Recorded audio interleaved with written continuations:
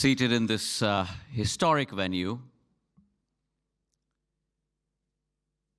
my colleague in cabinet and good friend, Minister of I&B, Railways, Meti, Ashwini Vaishnavji, the MD and CEO of the raison d'etre of our presence here tonight, Mr. Barun Das. Seated in the audience with me, the Chief Marketing and Sales Officer of VFB Stuttgart, Mr. Rowan Kasper, State Secretary for Political Coordination of Baden-Württemberg, Mr. Florian Hassler, our Indian Ambassador, Mr. Ajit Gupte, our Consul General, Shatrughan Sinha ji, an old family friend and in a league of his own, someone who has taken India to shores across the seven seas, Chairman and Managing Director of Kalyani Forge, Baba Kalyani ji, members from the Indian diaspora, my friends in Germany, ladies and gentlemen, welcome to this wonderful event that has been hosted by Mr. Barun Das and TV9.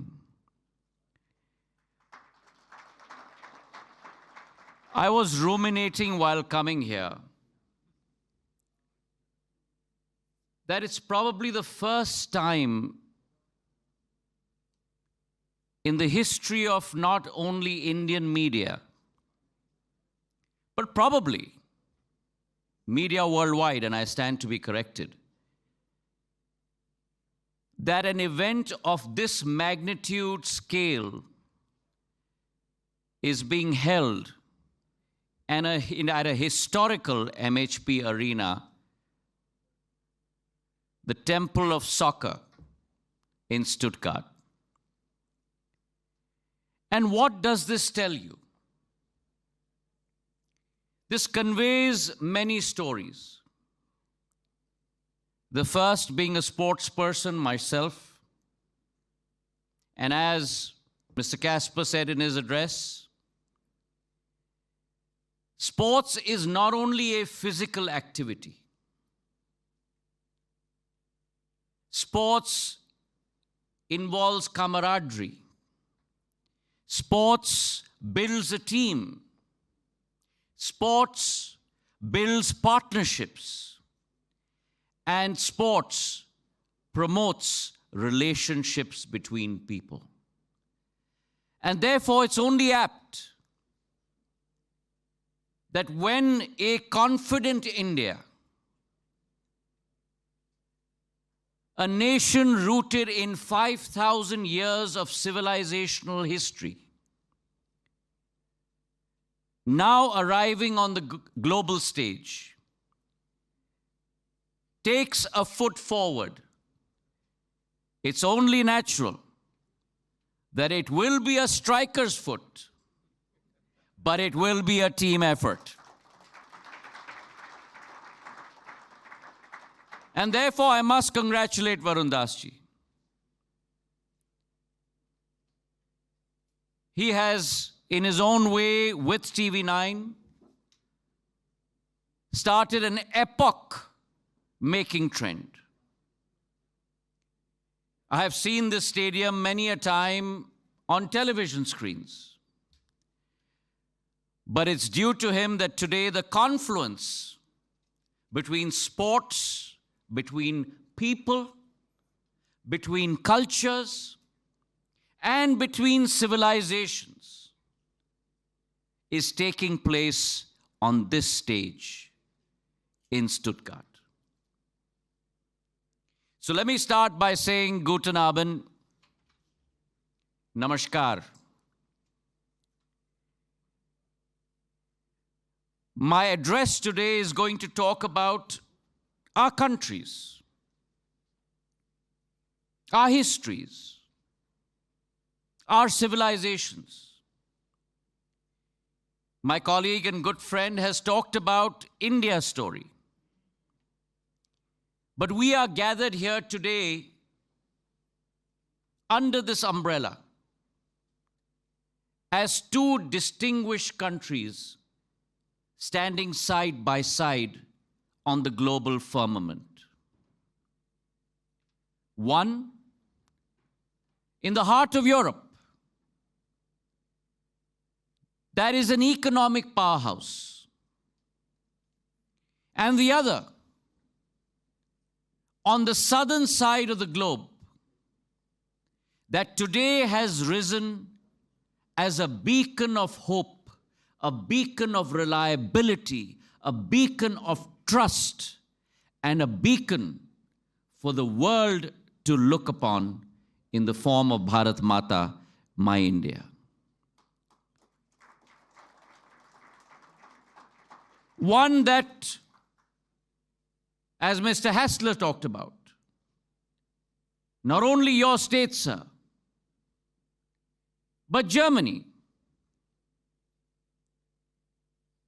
that has been the cradle of innovation, and the other,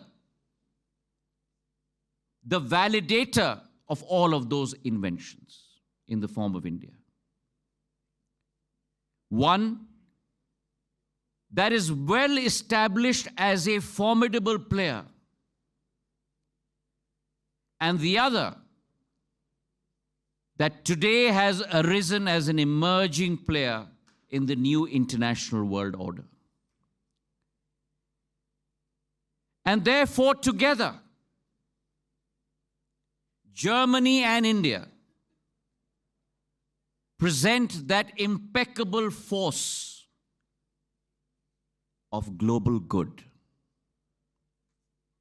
And therefore, I stand before you on this podium, paying tribute to the capabilities, the potential of both Deutschland and Bharat Mata. And isn't it a fascinating truth that two countries that are so far apart, thousands of kilometers, will still share such important complementary strengths? Unique strengths that are brought onto the global stage by both countries. Germany as a paragon of engineering excellence. And we see that all around us in Stuttgart. Whether it is Bosch or Porsche or Mercedes. Engineering excellence and sustainability. And the two in this era of mankind must go hand in hand. India too follows that principle, as my colleague Ashwini ji has pointed out in his address. So on the one hand, a paragon of excellence, a paragon of engineering, a paragon of sustainability, and the other in the form of India, representing youthful prowess. 70% of India's population under the age of 35. We're talking about 1 billion people. More than the full population of Europe and the United States of America combined. Our software capability, and the fact that on a technological landscape, we are ascending and changing, metamorphizing every single minute and second of our existence. These complementary strengths, I really believe, nurture a relationship that has been steeped to look at global challenges and present a shared future to the world. And therefore, in the global jigsaw, Germany and India blend seamlessly together. Now, these characteristics, ladies and gentlemen, these attributes and these capabilities are rooted in a sense of mutual understanding and partnership. German philosopher Johann Gottfried Herder once remarked, and I quote, "Mankind's origins can be traced to India, where the human mind got the first shapes of wisdom and virtue," unquote. And this sentiment echoes the history of both our nations' exchanges with each other. Barun Das ji in his address was just talking about Rabindranath Tagore ji. Rabindranath Tagore visited Germany multiple times. And he invited thinkers, philosophers, thought leaders from Germany to Shantiniketan to create that fountainhead, to create that confluence, to create that bridging of minds and hearts, to create that fountainhead of knowledge and diversity. And therefore, the feelings and the sentiments that resonate not only amongst our political class, not only amongst our business class, but India and Germany's relationship is based on an exchange of ideas, based on an exchange of literature, based on an exchange of philosophy, based on an exchange of invention, which far exceed traditional diplomatic processes. And if you ask me a question, the root of all this, lies in the capability of our people. Our people are the true ambassadors of this relationship.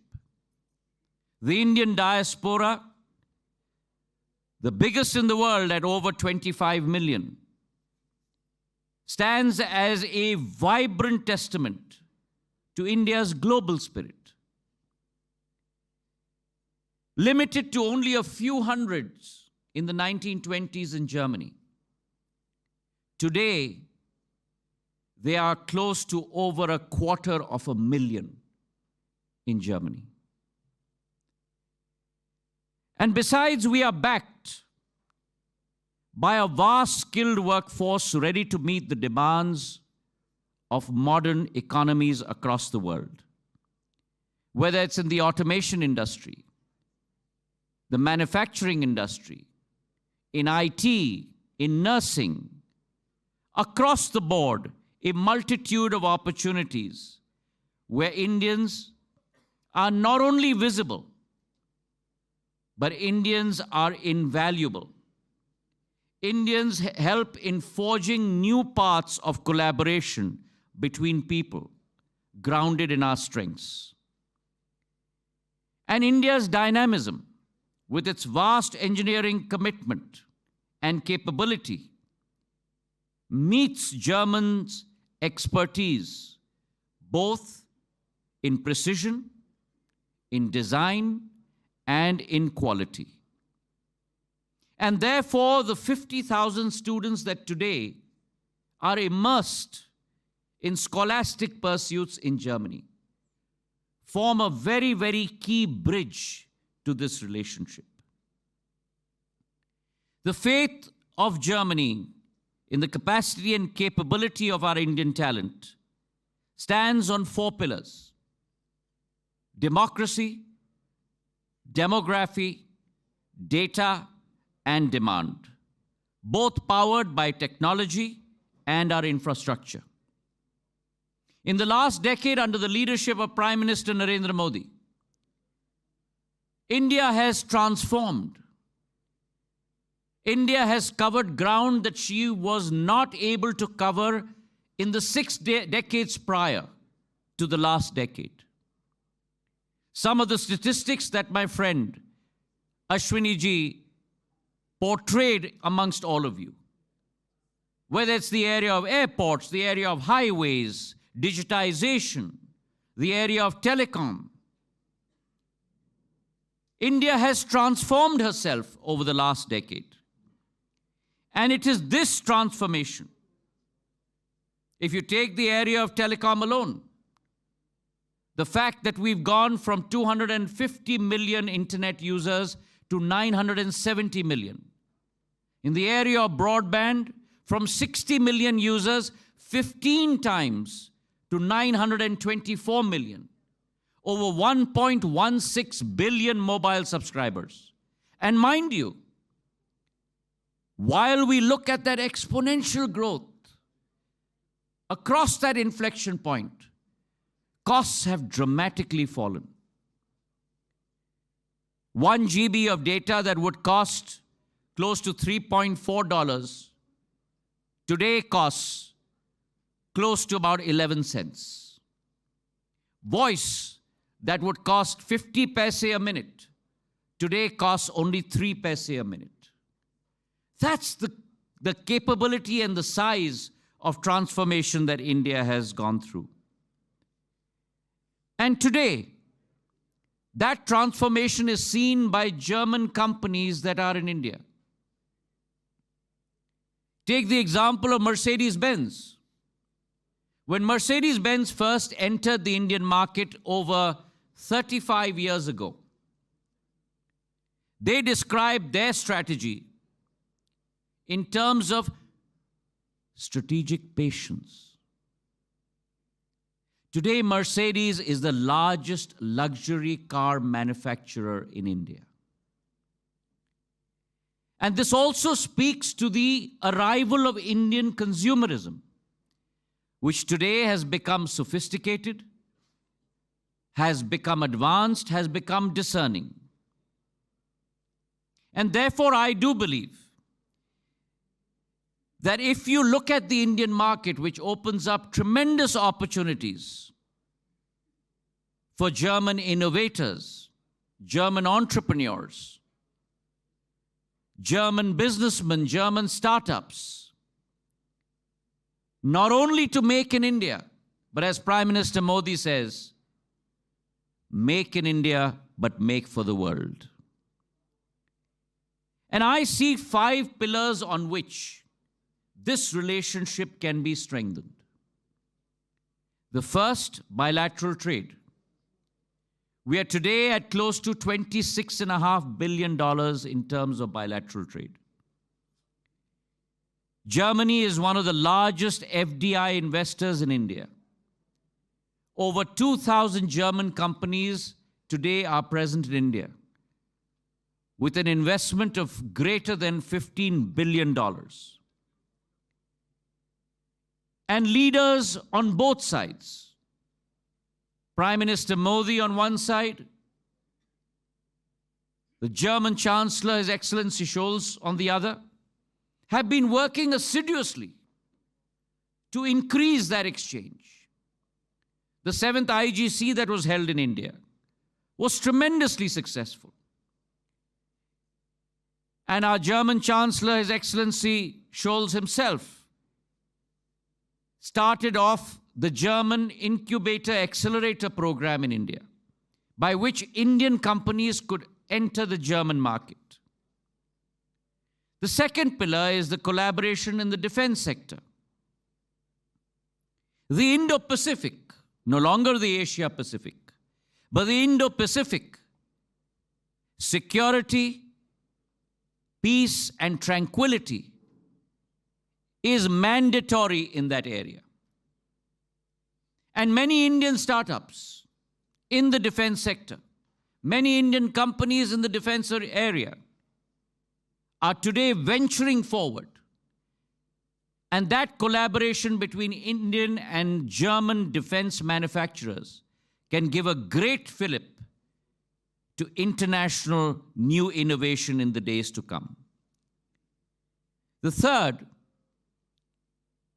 going back to where I started from, is the cultural exchange between our people. And I believe that students, an exchange amongst them, is a fundamental precept of that. The India-Germany Innovation and Technology Partnership in emerging technologies, whether it's renewable, artificial intelligence, quantum computing, semiconductors, areas where India today is leading across many sectors, will lead to tremendous collaboration in the days to come. I also do believe that the innovation and incubation program for students and the exchange of that will lead to a tremendous fillip in our relationships. And here we have taken a leaf from the German repertoire, where vocational training, experiential training is very much a part of your essential curriculum.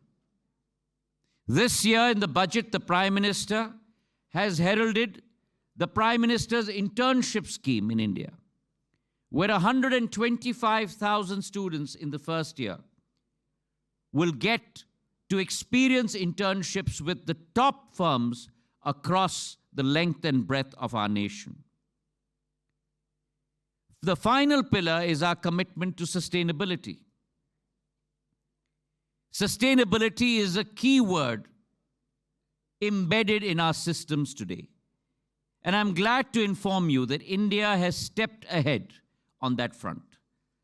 The Green Hydrogen Task Force that has been put together in India will ensure the fulfillment of our common goals towards decarbonization across all industrial and manufacturing processes, and will ensure that the goals of the Paris Agreement become a reality.